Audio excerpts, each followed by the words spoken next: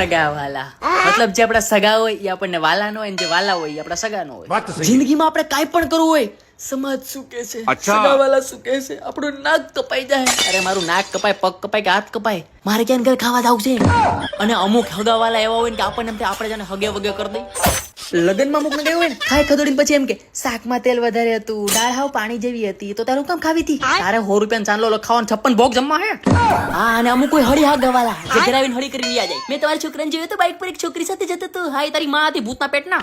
અને બધાના ખાનદાનમાં એક હોય મહાણિયો, એ હોય રિહામણ. મતલબ એને લગ્ન હોય, છઠ્ઠી હોય, શ્રીમત હોય કે મુંડન હોય કે ગમે મરી ગયું હોય ને, ત્યાં એને ચાંદીના થાળમાં હે ને આમંત્રણ આપવા જવાનું. હા, નકર ભાઈને વળ ચડી જાય. આપણે આપણા છોકરાને એટલું ન મનાવતા જેટલું આ ભળવાન મનાવવો પડે.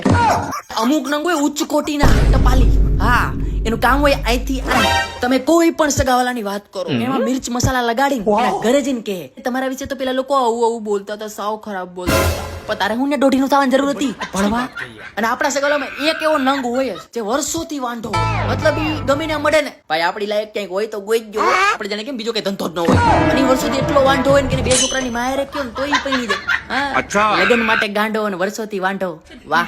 અને એક આપણા સગાવાલામાં હોય ઝેરી આંટી, જે હસતા હસતા આપણી બાળી નાખે. મતલબ એ રીતે છે અમારે તમારે જેવું થોડું હોય કે ગમે ત્યારે રખડો આવ્યા છે ને ગમે તેમ પૈસા ઉડાડીએ. અમારા છોકરા તો બહુ સંસ્કારી. હા, ના ના, અમારા છોકરાને લફડા બફડા ગમે જ નહીં. હા, અમારો છોકરો તો કમાઈને ઉડાડે છે, તમારી જેમ થોડા બાપાના પૈસા ઉડાડે છે. અને પછી છેલ્લે એમ કે માય ગયું મને તો છે ને આ ગામની ભળવાઈ કરવી ગમે જ નહીં. તો અત્યાર સુધી કર્યું તો હું કઈ કથા હતી.